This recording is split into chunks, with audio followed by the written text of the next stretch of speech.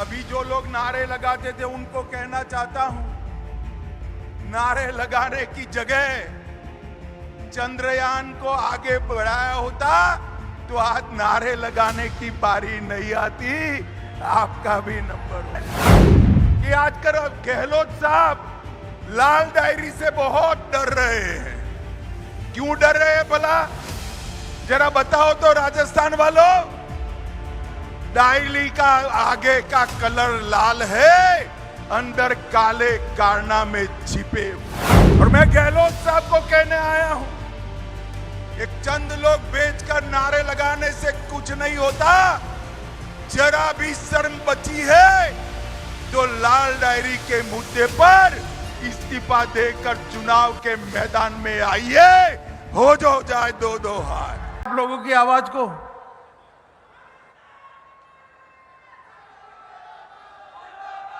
सवाई माधोपुर गंगापुर वालों की आवाज ऐसी होगी क्या? मेरे साथ दोनों हाथ उठाइए, उठाइए दोनों हाथ। सहकारिता से समृद्धि के संकल्प की मुट्ठी बीचे और प्रचंड आवाज से बोलिए, भारत माता की, भारत माता की, भारत माता की।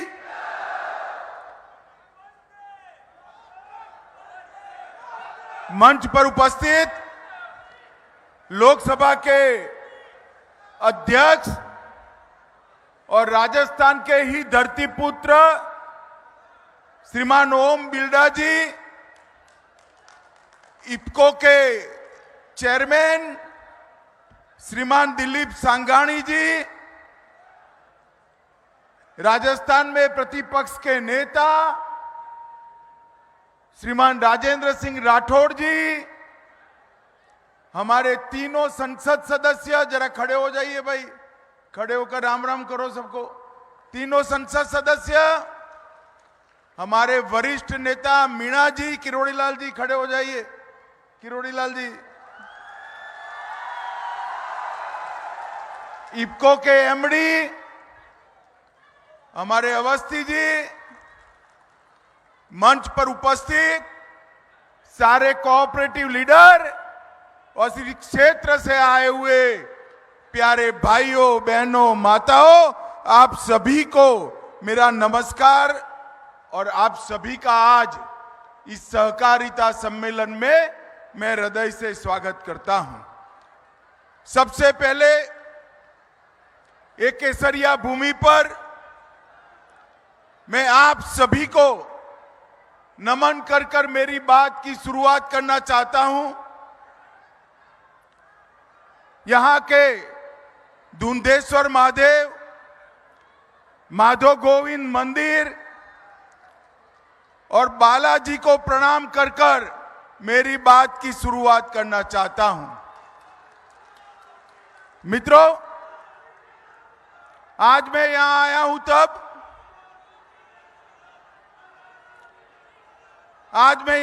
हूं तब हमारे प्रेरणा स्रोत स्वर्गीय वेद गोविंद सहाय जी को भी नमस्कार करना चाहता हूं। उनको याद कर कर श्रद्धांजलि देना चाहता हूं। भाई बैठ जाओ, बैठ जाओ, आप सभी लोग बैठ जाओ। गहलोत साहब ने कुछ लोग भेजे हैं, 5 मिनट अपना कार्यक्रम कर कर चले जाएंगे।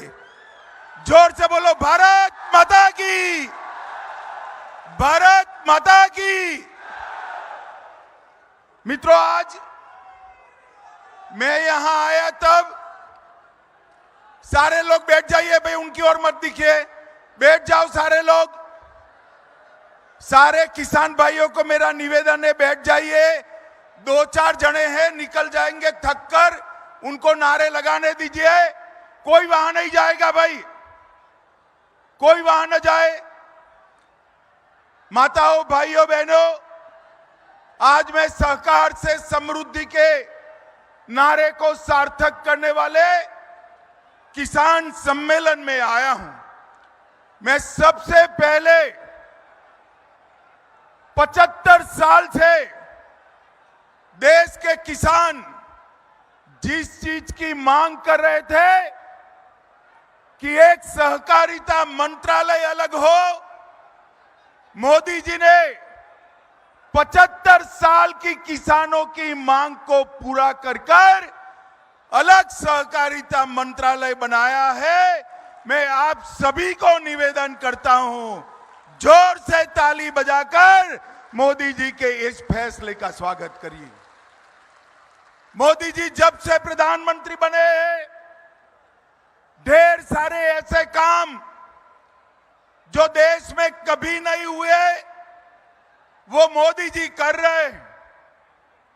सहकारिता मंत्रालय बनाया और कुछ दिन पहले ही चंद्रमा के दक्षिण ध्रुव पर हमारा चंद्रयान तिरंगा लहराते हुए पहुंच गया। समग्र देश के अंदर एक प्रकार से नई ऊर्जा, नए विश्वास, इसका संचार हुआ है। सैकड़ों करोड़ों सालों से प्रयास किए गए, करोड़ों सालों से चंद्रमा के दक्षिण ध्रुव के रहस्य बने हुए थे। दुनिया का कोई देश वहां नहीं पहुंच पाया। मोदी जी ने हमारे स्पेस मिशन को नई गति, नई ऊर्जा दी और आज चंद्र के दक्षिण ध्रुव पर पहला पहुंचने वाला देश हमारा भारत बना है। इस समग्र देश के लिए गौरव का विषय है। मित्र, मैं आज अभी जो लोग नारे लगाते थे उनको कहना चाहता हूं, नारे लगाने की जगह चंद्रयान को आगे बढ़ाया होता तो आज नारे लगाने की बारी नहीं आती, आपका भी नंबर होता है। सहकारिता मंत्रालय अगर बनाया होता, किसानों का कल्याण अगर किया होता तो आज ये नारे लगाने की जरूरत नहीं आती। मित्रों, राजस्थान में आया हूं, मैं ज्यादा पॉलिटिक्स करना नहीं चाहता था, मगर अब उन्होंने पॉलिटिक्स की शुरुआत कर दी, मुझे भी मजबूर कर दिया। हमारे दिलीप भाई जरा भोले भाले व्यक्ति है। इफ्को का सम्मेलन था, कल मुझे फोल्डर भेज दिया। मैंने कहा भाई ये फोल्डर मत रखना, वरना अशोक गहलोत नाराज हो जाएंगे। तो दिलीप भाई ने पूछा कि फोल्डर में क्या ऐसा है कि अशोक गहलोत चिढ़ जाएंगे। मैं बताऊं आपको क्या था, जानना है भाइयों क्या था अंदर? ये फोल्डर का कलर, वो डायरी का कलर लाल रंग का था। अब दिलीप भाई को बोला मालूम नहीं है कि आजकल गहलोत साहब लाल डायरी से बहुत डर रहे हैं। क्यों डर रहे हैं भला, जरा बताओ तो राजस्थान वालों। डायरी का आगे का कलर लाल है, अंदर काले कारनामे छिपे हुए हैं। अरबों करोड़ों रुपए का भ्रष्टाचार का कच्चा चिट्टा वो लाल डायरी के अंदर है। और मैं गहलोत साहब को कहने आया हूं, एक चंद लोग बेचकर नारे लगाने से कुछ नहीं होता। जरा भी शर्म बची है तो लाल डायरी के मुद्दे पर इस्तीफा देकर चुनाव के मैदान में आइए, हो जाए दो दो हाथ। माताओं, भाइयों, बहनों, एक कांग्रेस सरकार थी और उस वक्त कांग्रेस सरकार ने किसानों के लिए कुछ नहीं किया। भारतीय जनता पार्टी की सरकार ने किसानों के लिए ढेर सारे काम किए और ढेर सारी योजनाएं लॉन्च की और हर किसान को 6,000 रुपया आज भारतीय जनता पार्टी दे रही है। और इसके साथ ढेर सारे कृषि ऋण के काम, फसल बीमा के काम भी किया है। कांग्रेस की सरकार थी, किसान बजट 22,000 करोड़ था। कितना था? जोर से बोलो, कितना था? 22,000 करोड़। मोदी जी ने 6 गुना बढ़ाकर 1,25,000 करोड़ करने का काम नरेंद्र मोदी जी ने किया है। किसानों को 7 लाख करोड़ का ऋण दिया था, मोदी जी ने 20 लाख करोड़ तक पहुंचाया। खाद्यान्न उत्पादन 265 मिलियन टन था, अब 323 मिलियन टन तक पहुंचाया। गेहूं की खरीदी 251 लाख मेट्रिक टन थी, उसको बढ़ाकर 433 लाख मेट्रिक टन करी। और गेहूं की एमएसपी 1400 रुपया थी। जोर से ताली बजाना, 1400 रुपया से बढ़ाकर 2100 रुपया करने का काम नरेंद्र मोदी सरकार ने किया। सरसों की एमएसपी 3,050 रुपया थी, इसको बढ़ाकर 5,400 रुपया करने का काम नरेंद्र मोदी सरकार ने किया। और पैक्स को, प्राइमरी एग्रीकल्चर सोसाइटी को मजबूत करने के लिए 20 से ज्यादा योजनाएं लाने का काम नरेंद्र मोदी सरकार ने किया। कोऑपरेटिव को फिर से एक बार, जो किसान के जीवन का सहारा है, ये सहकारिता किसान के लिए बनी है।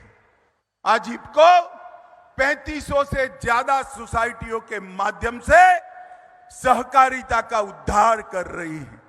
परंतु मोदी जी ने तय किया है कि इस देश में 2 लाख नए पैक्स बनाकर हर पंचायत में पैक्स को पहुंचाने का काम नरेंद्र मोदी जी करेंगे। किसानों को अच्छा बीज मिले, किसानों को अपनी उपज को निकास कर पाए, और इसके साथ साथ प्राकृतिक खेती, ऑर्गेनिक खेती करने वाले किसानों को आगे बढ़ा पाए। इसलिए 3 नई कोऑपरेटिव सोसाइटियों की स्थापना नरेंद्र मोदी जी ने की। मित्रों, मैं यहां आता था, बीच में काफी किसान खड़े थे स्वागत में। मैंने गाड़ी खड़ी रखी तो एक किसान ने कहा, साहब हमारे राजस्थान में बिजली नहीं मिलती है। मैंने बोला, भाई बिजली में क्या प्रॉब्लम है, अब तो पूरे देश में बिजली है। तो दूसरे ने कहा, एक और बिजली मिलती नहीं है और दूसरी ओर बिजली की खरीदी में धांधली हो रही है। हर चीज पर किसानों को पानी देना है तो बिजली चाहिए, बिजली देनी है तो बिजली का उत्पादन करना पड़ेगा, मगर गहलोत साहब उत्पादन नहीं करते, उनको खरीदी में, परचेज में इंटरेस्ट है। माताओं, भाइयों, बहनों, आज मैं आपके सामने आया हूं ढेर सारे किसानों का डीबीटी के माध्यम से देश के हर किसान को 6,000 रुपया भेजकर मोदी जी ने लाखों करोड़ों रुपया किसान के बैंक अकाउंट में डालकर किसान मित्र का काम किया है। और राजस्थान 14 और 19 दोनों चुनाव में एक बार 51-55% और एक बार 61% वोट देकर सारी की सारी सीटें मोदी जी के झोली में डाली है। डाली है या नहीं डाली है भाई? अरे जोर से बोलो, डाली है या नहीं डाली है? 24 में चुनाव आ रहा है। मैं पूछने आया हूं सारे किसान भाइयों बहनों को, 24 में फिर से मोदी जी को प्रधानमंत्री बनाना चाहते हैं या नहीं चाहते हैं? जो चाहते हैं जोर से हाथ ऊपर कर नारा लगाए, चाहते हैं या नहीं चाहते? अब 24 के पहले अरे सुन लिया यार, जोर से लगाओ जरा।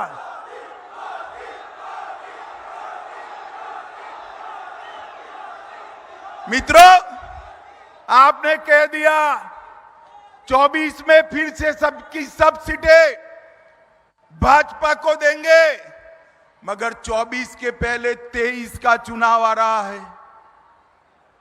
24 मेट्रो सीटें तब दोगे जब 23 में यहां तख्ता पलट करोगे। करोगे या नहीं करोगे? जोर से बोलो, करोगे या नहीं करोगे? मोदी जी को फिर से प्रधानमंत्री बनाओगे? जोर से बोलो, बनाओगे? सभी की सभी सीटें देंगे? 23 में भाजपा सरकार बनाएंगे? तो मेरे साथ दोनों हाथ उठाइए, दोनों हाथ उठाइए और सभी सीटें जीतने के संकल्प की मुट्ठी बींचे और प्रचंड आवाज से बोलिए, भारत माता की, भारत माता की, भारत माता की।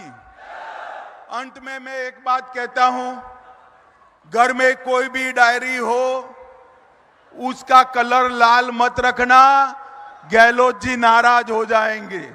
समझ गए ना? लाल डायरी का कलर मत रखना। मेरे साथ बोलो, वंदे वंदे वंदे। अभी आपने बहुत ही प्रेरक, बहुत ही प्रभावशाली और बहुत ही प्रेरणा से ओतप्रोत, ओज से परिपूर्ण एक उद्बोधन सुना जो सभी के लिए प्रेरक है। हम सभी उसको संबद्ध करते हुए अपने माननीय लोकसभा अध्यक्ष को रिक्वेस्ट करेंगे